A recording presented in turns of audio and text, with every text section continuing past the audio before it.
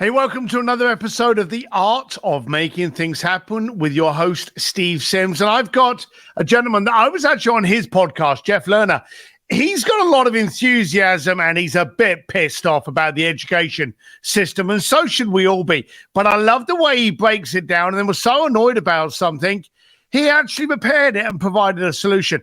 Listen to Jeff Lerner. Look him up at all of the socials that we go through. Unlock Your Potential. Jeff Lerner, he's going to aggravate you to maybe look at education a little bit differently. Enjoy the show. Hey, Jeff, welcome to the show. Thanks, Steve. Glad to be here. Now, the thing that I like about you, apart from your enthusiasm, which is just contagious, is that you're a serial failure.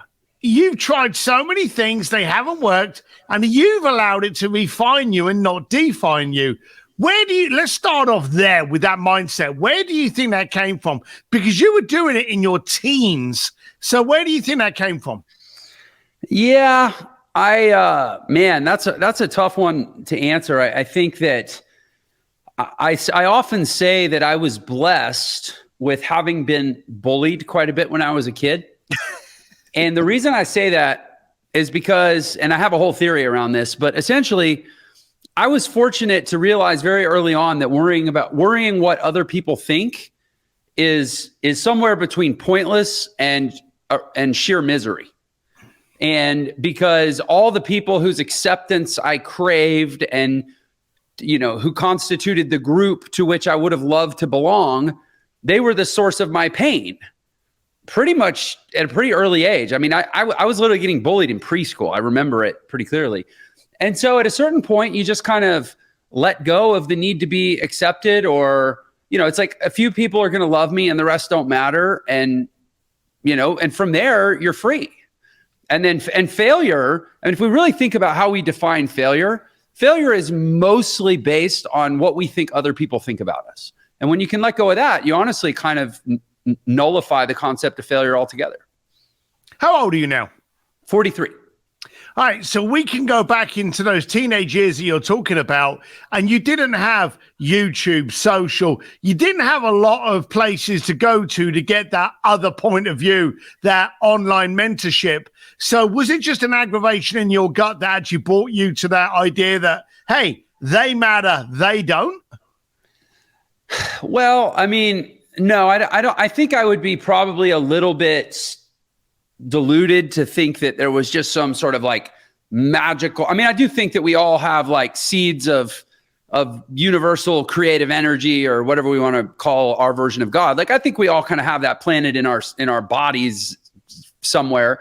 But I'm not going to say that at 5 years old and 10 years old and 15 years old, I was necessarily consulting that. I think it was more just a sense of like, first of all, I had great parents. So I did know what it was like to like go to a safe place and feel loved. It just sucked whenever I had to leave the house, which, schooling online was not a thing back then. So I had to physically go to school, and that just kind of sucked. But to feel safe, and I just realized at a certain point that if I was going to create that in the world, I was probably going to have to create it for myself. And the other thing that saved me, honestly, was music. I think as human beings, we do have a deep longing to connect and to feel heard. Somebody told me that, the way to basically get anybody enrolled in what you're doing is make them feel like you really truly hear and see them. And I think for me, I discovered music as a way to be heard without having to deal with the historical pain that came from interpersonal connection. So it was like, if I play music, I can be heard, but I don't actually have to connect to a person and let them and feel vulnerable or exposed. And so I think music was a big part of it too. Because it's quite dynamic that you said that you were able to realize that there was those that loved you and those that you didn't care about. What do you think makes it hard today for people to make that decision? Because a lot of people are affected by quite simply how people view them visually. They don't know them, but they go on Instagram and they go, wow, you're too big for that dress, or, oh, you think you're smart, or you think you're trying to look tough. Why do you think today we care too much about them, and how can we flick that switch? So it's funny you asked that question. I happen to be, I mean, that's a constant search for me to find the answer to that question. And I will probably seek the full answer. I think we pick up slivers of the answer. I think I will seek the full answer to that question as long as I live, because I'm in the business of unlocking people's potential. Like, I want to lead people to their potential. And I know that worrying about what other people think, worrying about the judgment of others, is probably the single biggest obstacle that most people have to fully realizing their potential. So I am, for that reason, really obsessed with this question. But I've recently had a really, really wonderful piece of the puzzle click into place. And I'll share it with you, Steve. It's actually because on my show, I have obviously a podcast that you've been on. Yep. And next month, a guy that I heard a few months ago being interviewed on Jordan Peterson's show, whose name is Sir Ian McGilchrist. He's a Scottish, well, he lives in Isle of Skye, Scotland. I actually don't know if he's originally from Scotland. But anyway, he's a Scottish psychiatrist, psychologist, and philosopher and neuroscientist. It's true. And I heard him interviewed on Jordan Peterson, and it was like two intellectual titans going at it. And I was like, oh, I want to have a conversation like that. So I had my guy reach out, and I was able to get Sir Ian McGilchrist to agree to come on my show. And so now all of a sudden I'm like, oh my gosh, I have this intellectual giant coming on my show. At the very least, I should probably read his book. And so I'm reading a book. This is a long answer to your question, but I promise I'll get to the point. So I'm reading this book called The Master and His Emissary. It's like a super dense, thick, kind of technical book, but it's so well written. And this guy's so genius. And it's about the bihemispherality of the brain. And it's been fascinating to read, and how essentially we create consciousness through this interplay between the two hemispheres of our brain. And one of the things that he really architects or breaks down the architecture of is the distinction between the left brain and the right brain. And I know I'm giving kind of a technical answer, but when I get to the point, I think everybody will go like, oh, that makes sense. Okay. So the left brain, historically, evolutionarily, the reason it's posited that the reason we have two parts to our brain is because in order to survive, we have to simultaneously be able to focus on something and maintain the context of the environment in which that thing exists. So if you think about a bird has to look at a worm and eat the worm, but it also has to have, call it 360-degree awareness to make sure that something else doesn't lock in on it and eat the bird, right? And that's left brain, right brain. Our left brain is what focuses in on the thing so we can do the task. And our right brain is what carries the story and the perspective that keeps us from becoming the thing that someone else locks in on and does the task to us, right? And so when you start to understand that that's how the brain works, and his thesis is that essentially we live in a left brain dominated society. Our brains have started getting wired in to these narrow focuses like, I must have more money. I must have a nicer house. I must have more friends. I must have this. I must have that. And we've lost the context, and we've lost the art, and we've lost the emotion, and we've lost the sort of environmental grandeur in which we operate. And when you look at the neurochemistry of what chemicals the different halves of the brain respond to, I'm sort of connecting dots because I'm only about halfway through the book. The left brain is the right brain is hypersensitive to a different suite of chemicals that are more like hormonal in nature, right? And so my theory, based on being halfway through his book, is that we live in a society where the fact that our dopamine systems are getting hijacked by media, which we know, is actually causing a narrowing of consciousness where we exist in a left brain, like fight or flight sort of narrow focus. And we've actually lost the context of what's actually good and how we fit into the larger scheme of things. And that is my prevailing theory in answer to your question. So you went through, in your younger years, many trials. I'm sorry, Steve, I just have to interrupt. I feel like you're probably really sorry that you asked me that question. I am actually going to rewind it so I can work out what you said slowly. But you went through a lot of misgivings, failures, attempts. You got educated on a lot of things that didn't work. And you went into this research journey, and we've had conversations. As I say, listen to Jeff's show. What is the name of your podcast? Call it out so people can hear it. It's called Unlock Your Potential. Same name as my book.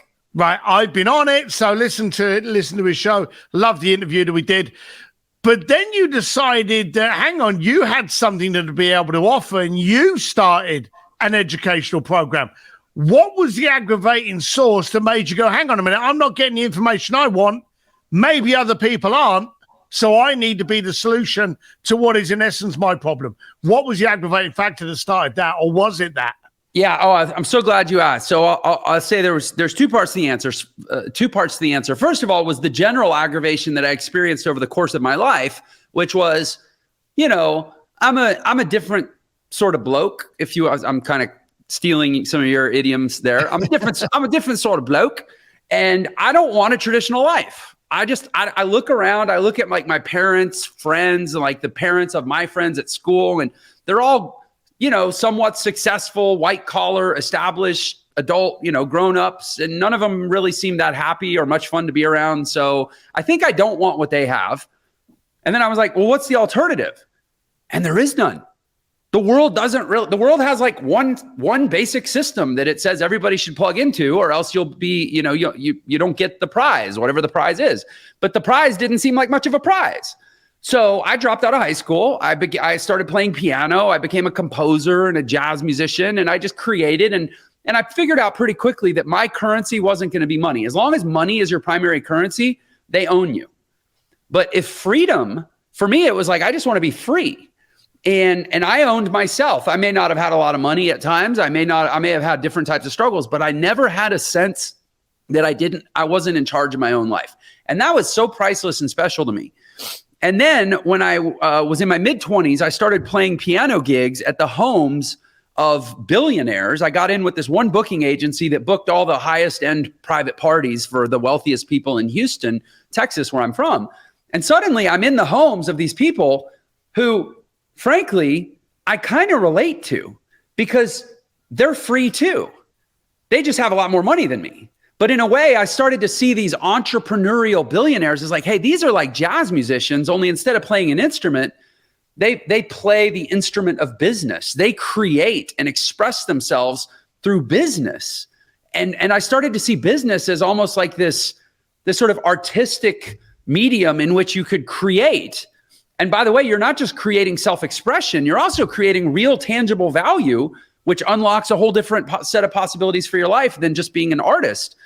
And that's how I started to see it. But there's no formal training for any of that, right? All of these, every billion, I actually got to know personally multiple billionaires, kind of like you have too, through your work, where you meet these bizarre, wildly eccentric and successful people. And like, they're not like most people. They're not wound up like Clockwork Oranges. They all have widely disparate stories and different backgrounds. And probably the unifying characteristic that I identified is that, kind of like we're talking about, they just marched to the beat of their own drum and they figured it out. And to some degree, they got lucky. So I started trying to reverse engineer what is the formula for unconventional success that allows me to have both like financial prosperity and actual freedom. Because that seemed to be kind of a binary either or choice for most people. Either you'll be free and broke, or rich and enslaved, or maybe not rich, but like not poor and enslaved, right? And so I had to figure it all out. And I spent 20 years figuring it out. And I was fortunately able to figure it out. And I met some people on the internet, and I went to some events, and I got mentored, and it was cool. But it took me over 20 years to figure it out. And I'm like, well, it shouldn't be that hard. And there's other people like me. So the second agitation, as you put it, was one day I was listening to my wife talk to somebody about how you'll laugh, you'll like this. My wife was telling her about how she toned up her glutes. She got her butt nice and firm in her late 30s, early 40s, right?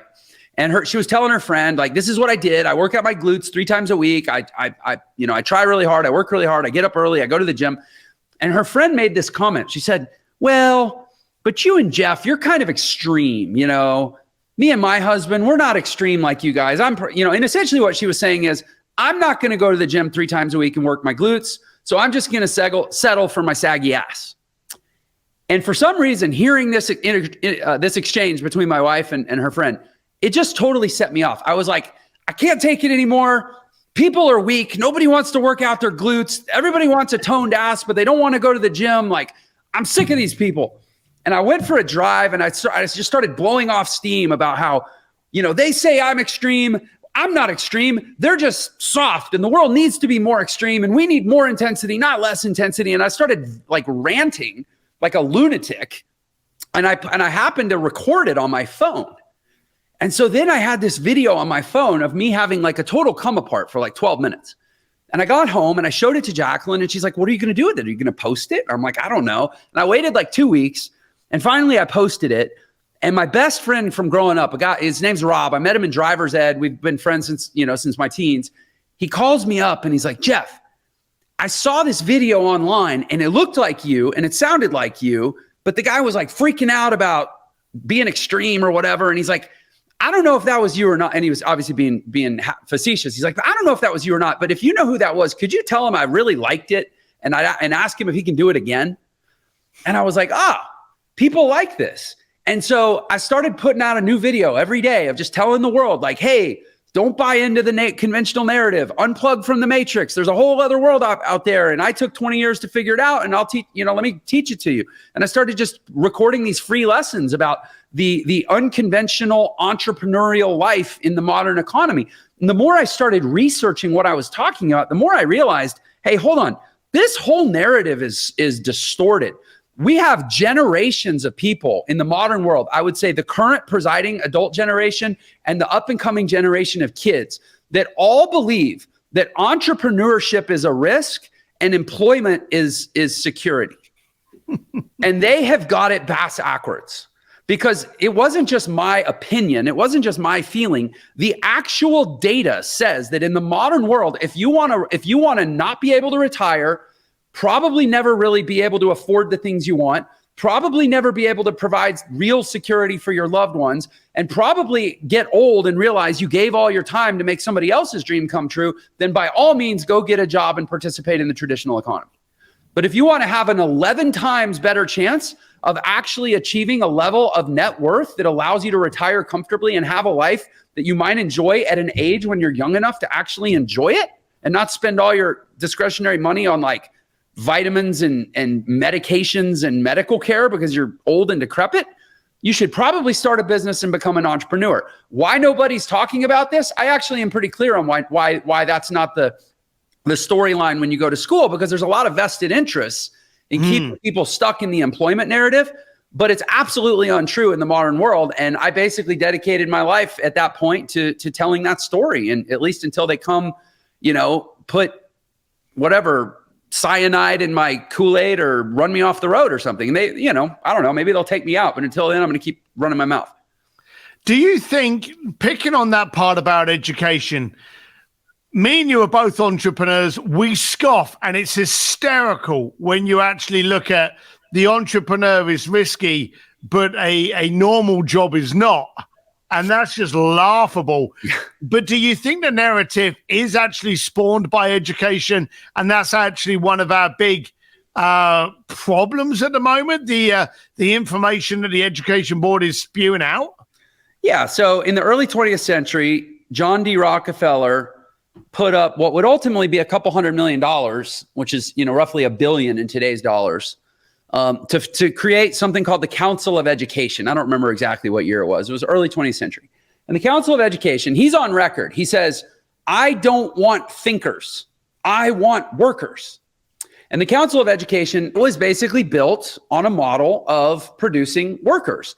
And, I know that maybe sounds a little bit conspiracy-ish, but if you actually look up, so it's a pretty gnarly origin. It's kind of gross, the origin of how the federalized education system originated. And it has kind of two main junctures. The first main juncture is when the Protestant hegemony that was basically the WASPs, the white Anglo-Saxon Protestant power structure in the United States in the mid-19th century, they went to the US government and they said, hey, we've got all these these Irish and Italian Catholic immigrants, and they're starting their own schools. And it's called the parochial school system, right?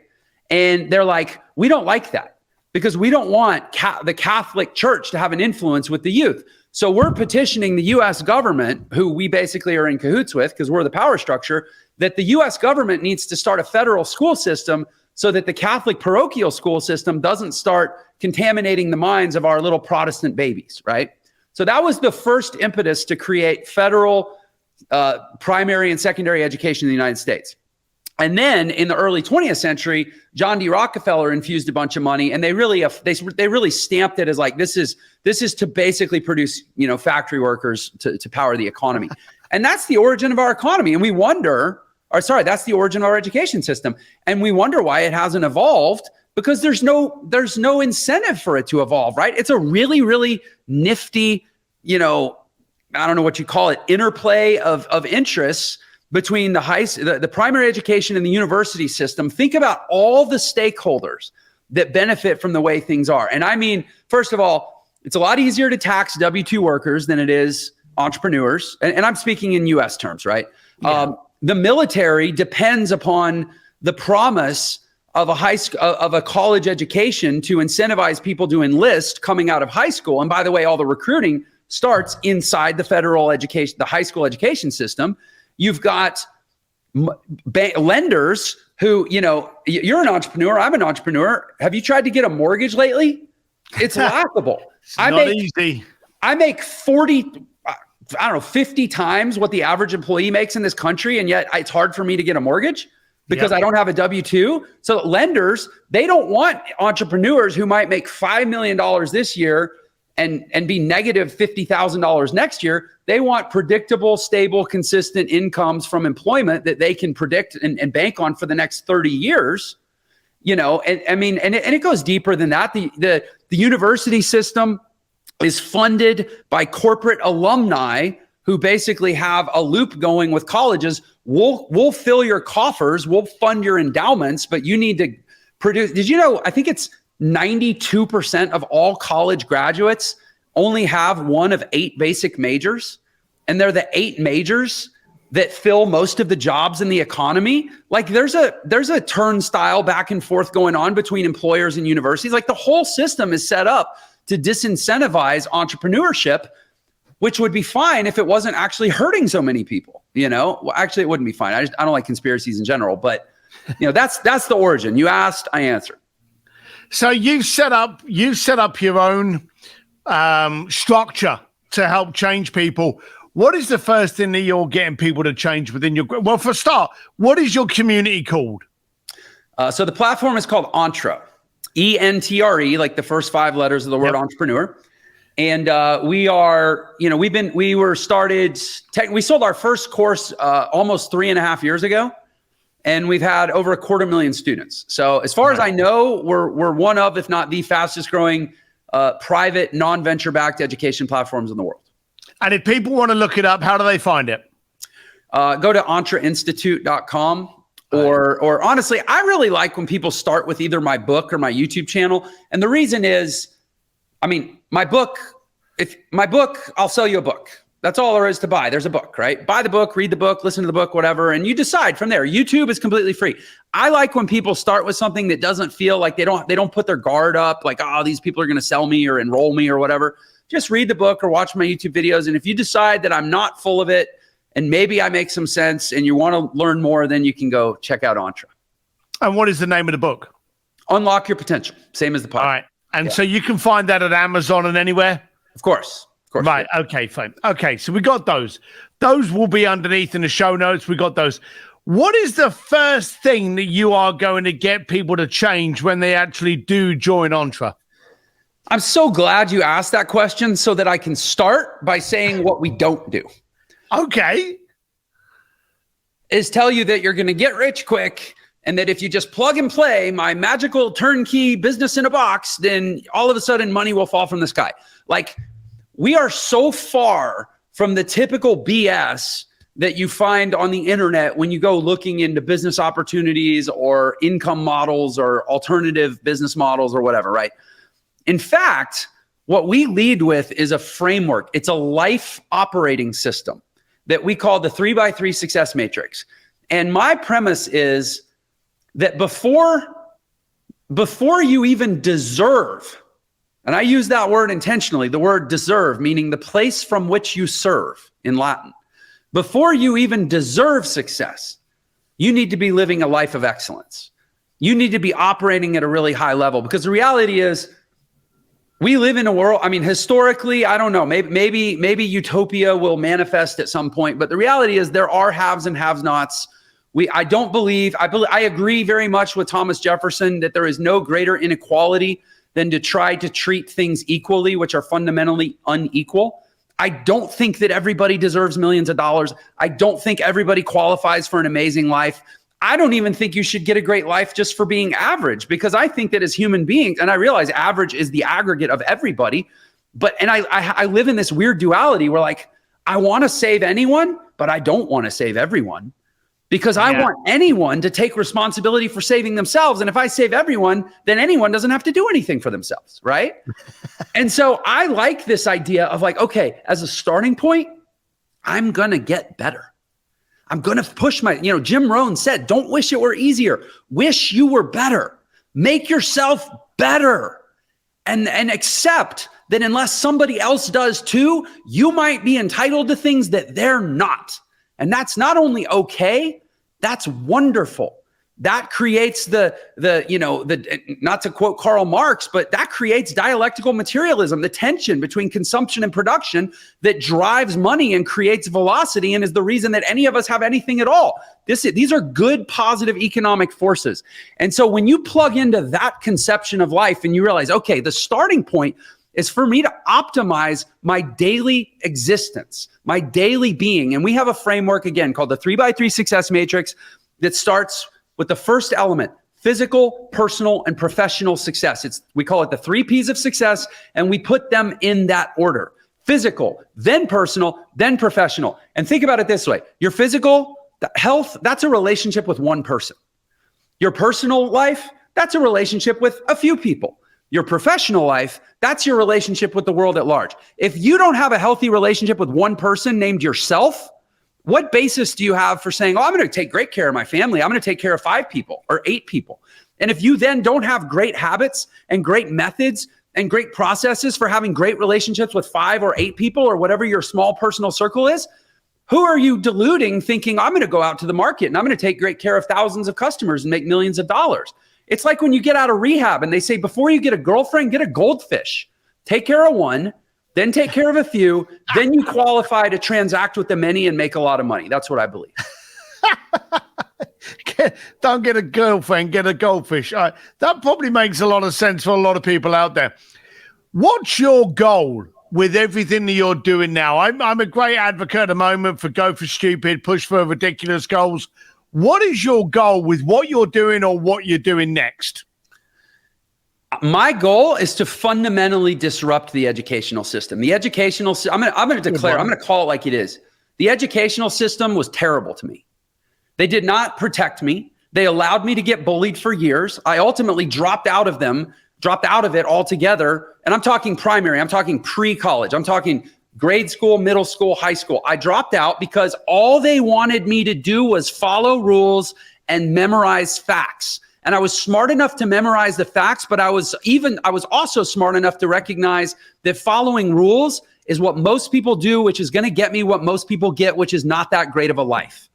And that's all the education system had to offer me. And I do not think that we have an educational system in this country or in this world, from what I can detect, that is really based around unlocking human potential, that really believes that there are 8 billion uniquely designed and created beings, all of whom should be nurtured into this magical self-expression of their unique greatness. I don't think that's what education is for. And I don't think anybody even pretends that that's what education is for. But I think that's what education should be for. I think that's what education was originally for back in the, Greco-Roman era. If you read Plato's Republic, that is what it was.